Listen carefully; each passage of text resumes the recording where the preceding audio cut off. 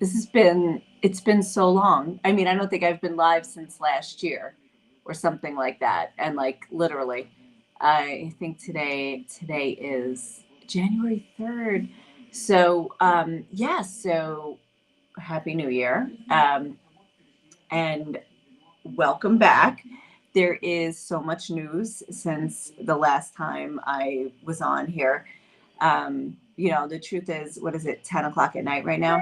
And the kids tend to go to bed at like 9, after 9:30. Like it's never before 9:30. So just, makes it a little, it just doesn't happen. Let's just say, of course, walking around Belgrade, yeah, then it happens. So, but yeah, that was like the last video. I think the last time, well, aside from the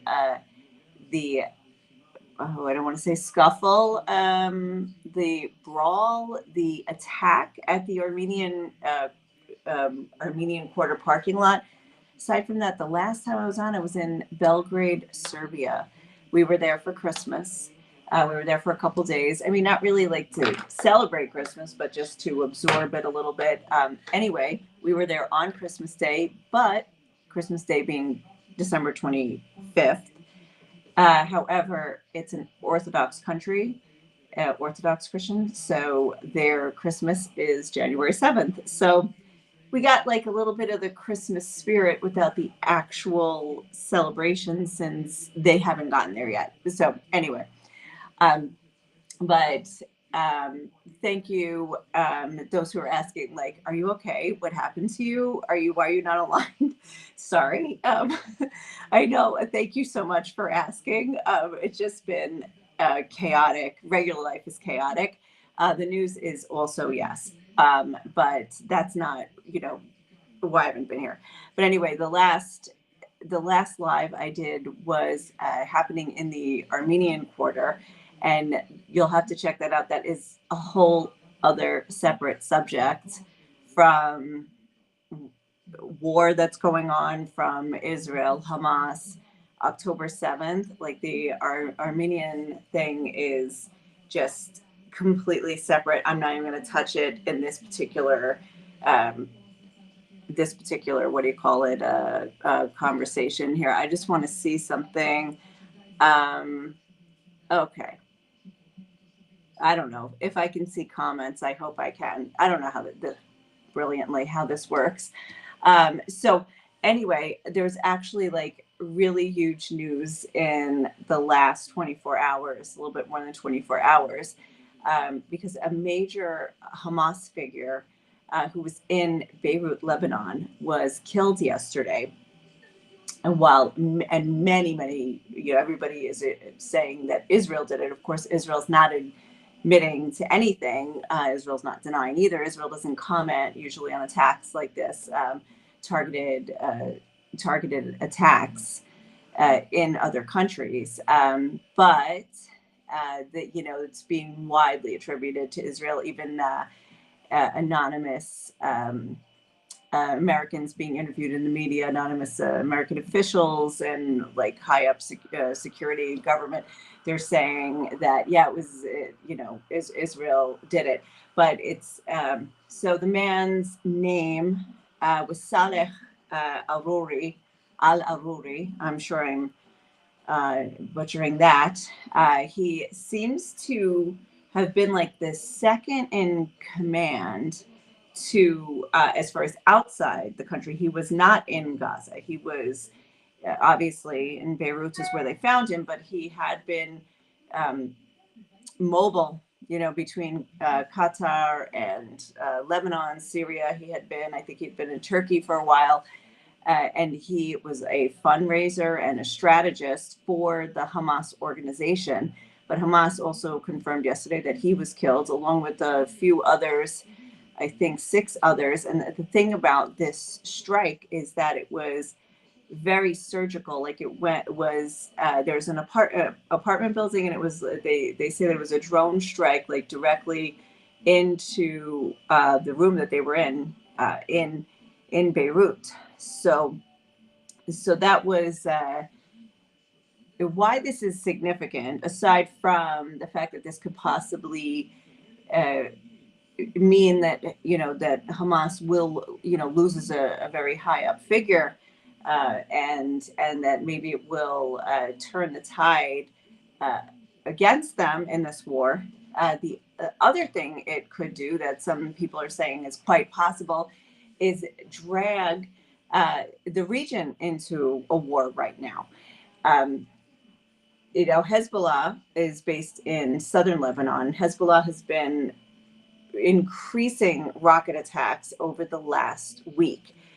Most of the red alerts that we're getting, like if you have a phone an app on your phone that tells you like when uh, rockets are suspected of coming in, sirens going off, it's been in the north and in the north of Israel, which is, coming from southern Lebanon. It's coming from Hezbollah. Up till recently, it had been like, maybe a few rockets a day. Maybe it got like increased or escalated a little bit and then went back down.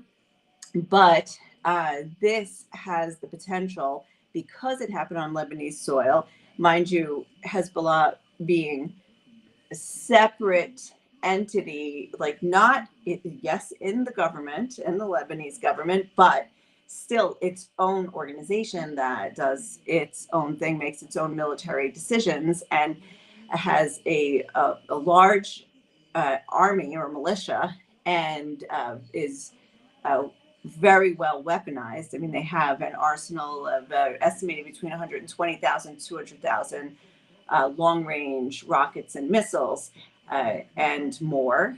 Well trained, funded by Iran, and based in southern Lebanon.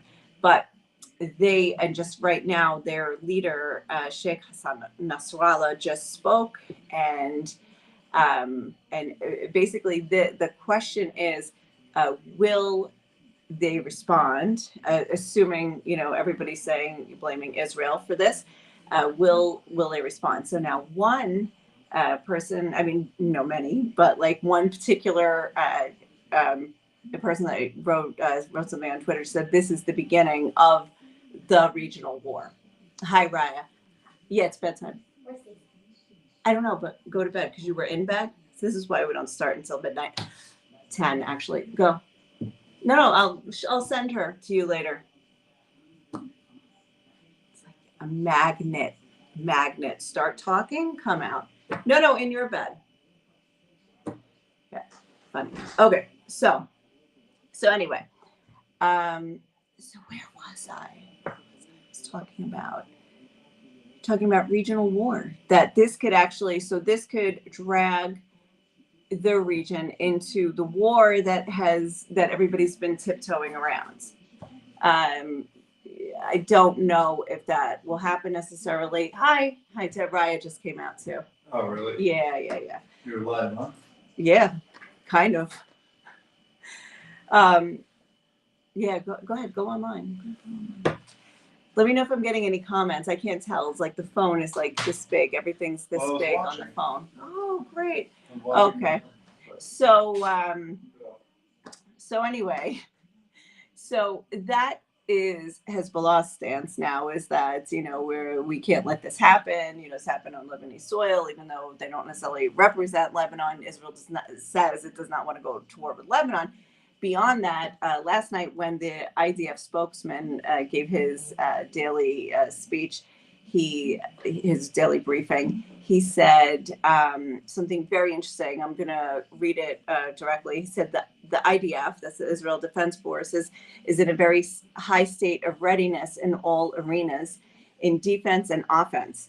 We are highly prepared for any scenario. The most important thing to say tonight is that we are focused and remain focused on fighting Hamas. So I think what you see here is what was not said, which was Hezbollah, and also the fact that the person that they targeted, Al Arouri, is Hamas. So if this is truly an Israeli attack, they displayed the fact that they were able to make an attack in another country, in Beirut, on foreign soil, and that they were able to precisely target who they wanted to. And they did not go after Hezbollah, despite the fact that most of the rockets coming from Lebanon are coming from Hezbollah. Few are from Hamas, but mostly Hezbollah. So I think that was very telling that Israel was saying, like, we're just going to target you, but we're not looking for all-out war. We're targeting Hamas. We're not targeting you. So in that attack, there were 7 Hamas members killed. And that was also confirmed, it was confirmed by Hamas. It was in their channels as well. I'm going to see, I'm scrolling through the notes now. Like I said, Israel doesn't admit to things like this, but there were tweets by some government officials. One Likud member, Danny Danon, congratulated the IDF, the Shin Bet, the Mossad, and all security forces for this event. Didn't say they did it, just congratulated them. And then the finance minister, Bezalel Smotrich, said he used a quote from the book of Judges, so let all thine enemies perish. So they did not remove their tweets as of this afternoon. So looks like it was like admitting, not admitting. Anyway, let me see now. This Arouri had been recently photographed in Qatar with Ismail Haniyeh, who is the head of Hamas, one of the heads over there. Oh wait, why is she? Okay, not so much so. Okay. Okay, and then another, the head of the Mossad said today, also, quote of his was, any Arab mother should know that if their son was a partner to the slaughter of October 7th, his blood is on his own hands. Many people are likening this to what Israel did after the attack on the Israeli Olympic athletes in Munich. I think it was in the 1970s or not. I think it was the 70s, maybe it's the 90s.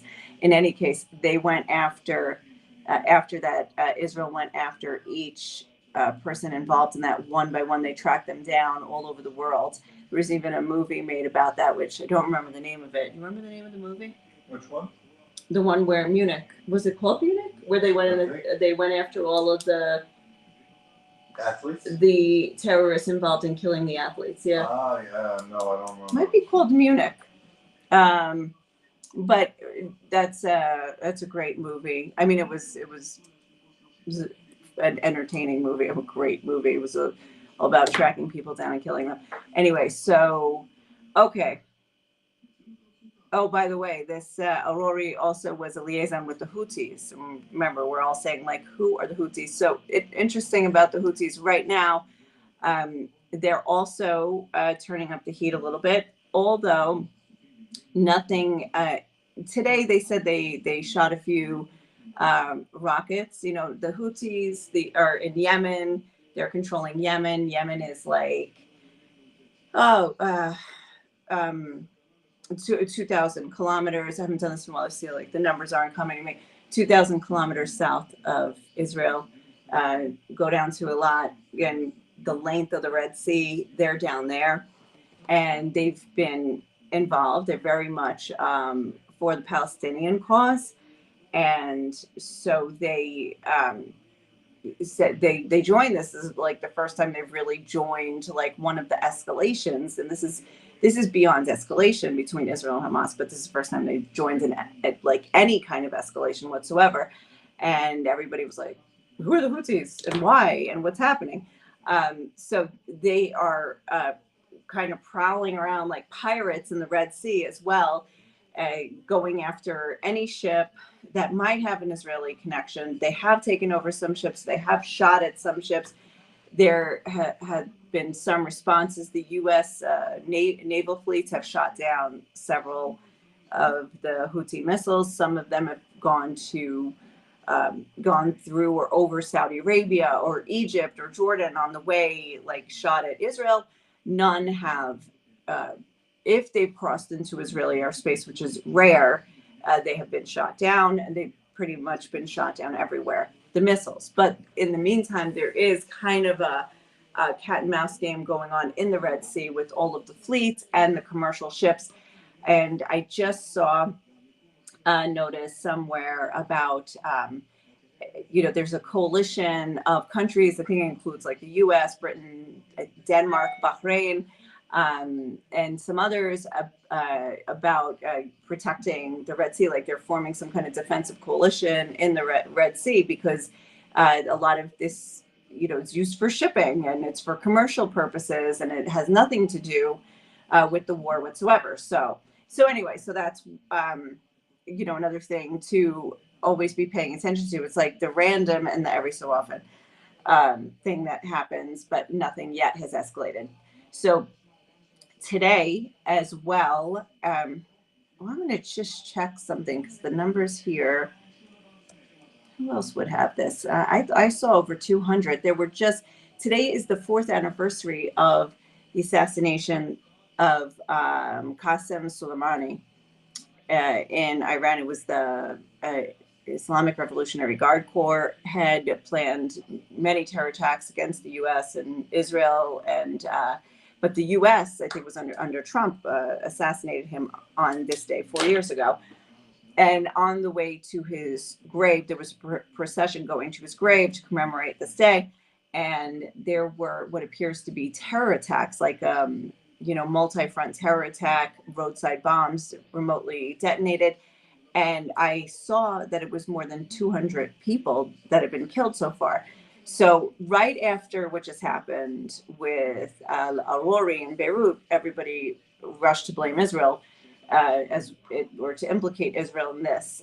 But I actually didn't see that. I saw others, were saying, no, it couldn't. This was not an Israeli tactic. It was roadside bombs. It looks like a terror attack.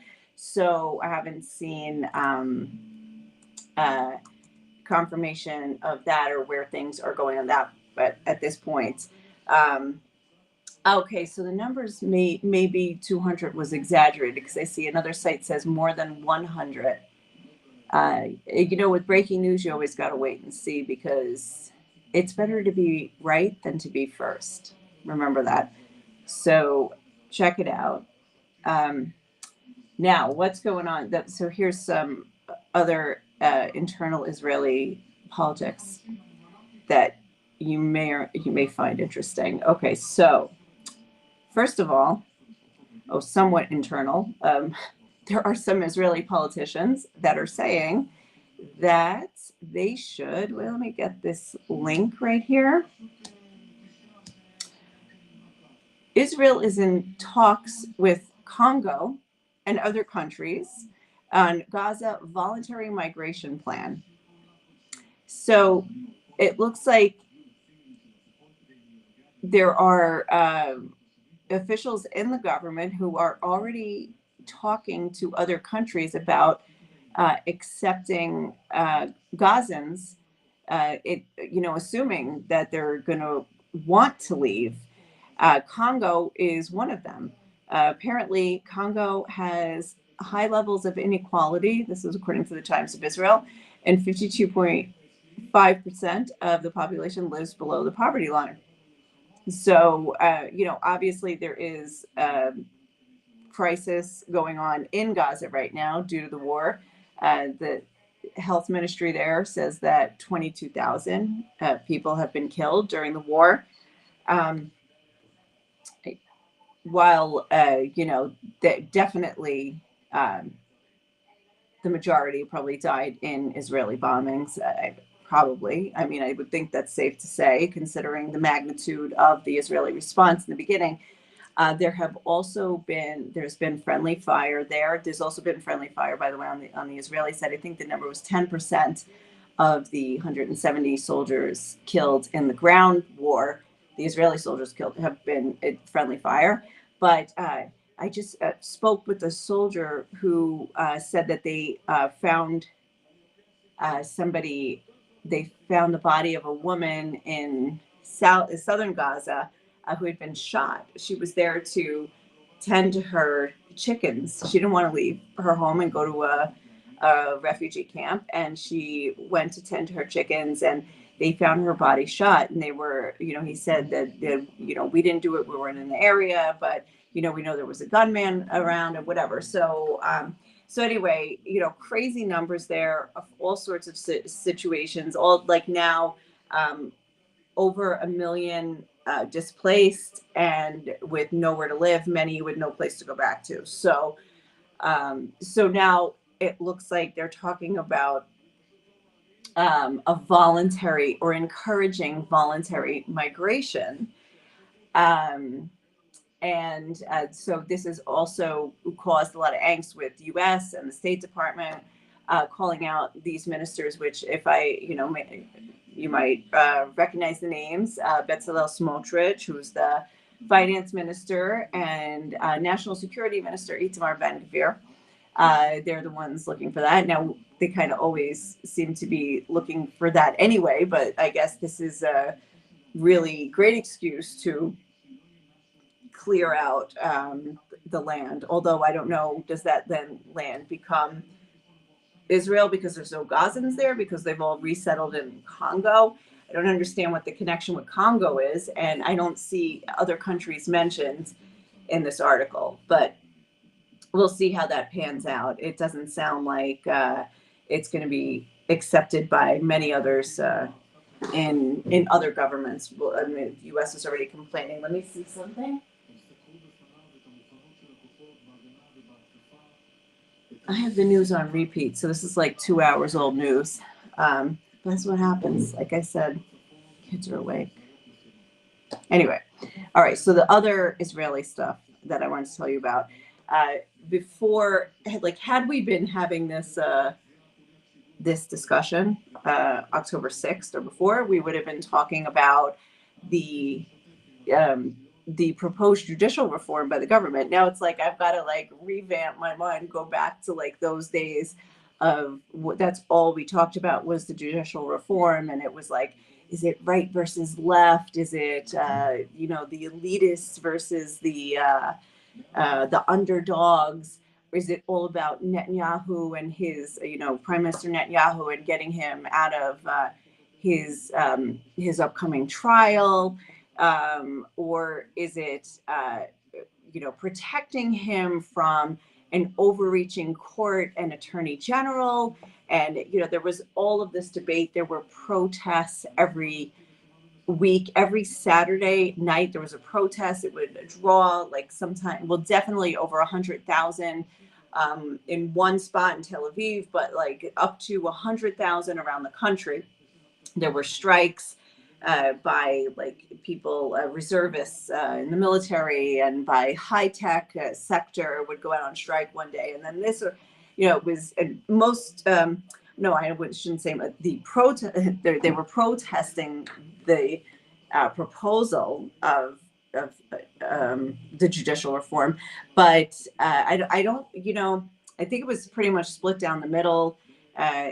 Was it 50-50? I think it was like a 50-50 thing, but the proponents would say, yeah, but this is the elected government.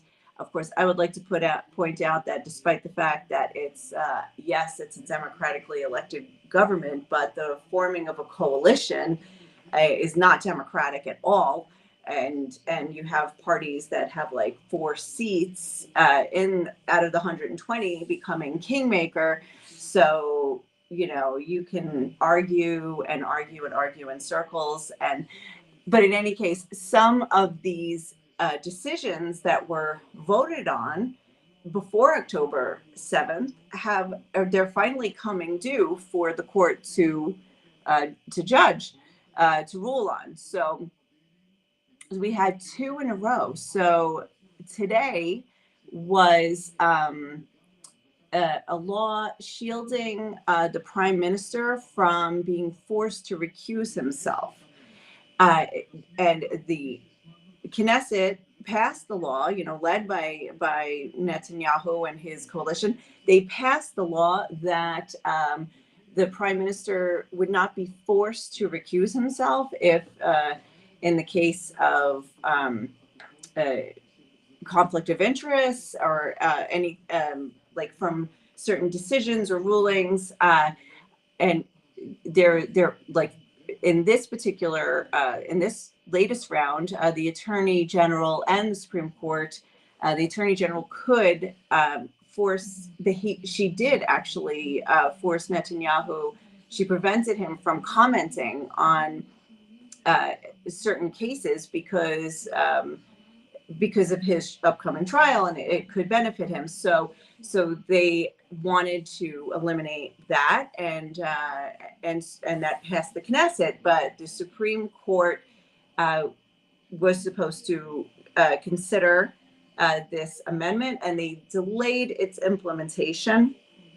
It would change the basic law, which is like the quasi-constitution that Israel has. Israel does not have a constitution.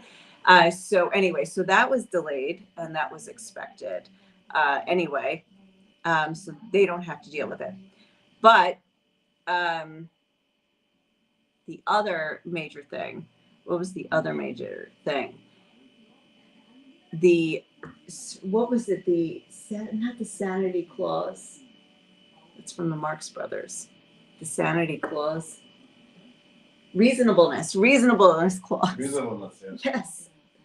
Reasonableness. Okay. So they actually, so the Supreme Court actually ruled the other day they reversed the Knesset's annulling of the reasonableness clause. Now, what is the reasonableness clause? Whether or not it is reasonable that that a minister, for example, an elected official can get a minister position despite the fact that he had been convicted of corruption. So he should reasonably not be allowed to be a minister. So the Knesset voted that no, he should be, that there is no such clause as reasonable, and it is not for judges to decide, and not for the Attorney General to decide that it is unreasonable to put a convicted a person convicted of felony in a position as like finance minister, let's say. And that is exactly what was supposed to happen with Aryeh Deri, that he was going to become minister, and his appointment was blocked. He's in the Knesset. He's was the head of the Shas party, which is the ultra-Orthodox Sephardic party, and he was going to become a minister. And I don't remember if it was the Attorney General or the Supreme Court itself that said it is unreasonable for that to happen because he has prior convictions, but so he cannot be. So then the Knesset put through a law, and because they have the majority, they were able to pass the law to annul this clause of being able to make determinations based on whether or not it's reasonable. And so the court annulled that, or reversed that, or blocked it this week, and said that judicial review would be hindered even in extreme and unreasonable government decisions. However, now the people who pushed it through said that why should the unelected court and Attorney General be able to decide what is reasonable or unreasonable, and just make up according to how they feel that this is reasonable or to what level? Because if you just say, of course, if maybe you would agree that, yeah, this is unreasonable, maybe you shouldn't have him as minister. But if you just, change the story a little bit, and they have too much leeway to decide what is reasonable or unreasonable. So they're saying it undermines the balance of power, and it puts too much power into the hands of unelected officials to say their opinion of what is reasonable or unreasonable. So this is what we were dealing with for a year, actually. It's about a year since Netanyahu's government was sworn in. I think it was the end of December. And it was the beginning of January where they decided to start pushing through all of these legislation, the judicial reform being like the main piece of legislation that they wanted to get through that would really have changed the face of the court system, at least, and probably, according to the people who opposed it, would upset the balance of power immensely. So, because it's hard to explain, like it's complicated. There's it's not like three branches of government like in the U.S. that are very much separate, like the executive, legislative, and judicial. In Israel, you've got the executive and the legislative are more or less controlled by the same parties, and the judicial is what's separate. So it looks like there's already an imbalance of power. Anyway, so we would have gone, or we would have had like it would have been all about this before October 6th. So anyway, so I think that's pretty much up to date. That's like the up to date since the last time I did this. And there's just, it's interesting to see these old news stories, not that old, but these old news stories come back because we've only been talking about the war. The news is only about the war. And that's what's been occupying, not just, it's been occupying the world, not just here. So it's just interesting to have to go back and dredge up these old stories and be like, oh yeah, remember when the issue was judicial reform and the country was very divided over that? But anyway, so that's what's happening in Israel. So anyway, that's the news for now. Thank you for checking in. And if you have any questions, you can put them in. And if I miss them, and I'm sorry if I miss them because I don't see them. I don't see how this thing works. But anyway, I'm going to end the stream now. And have a good night. And I'll see you.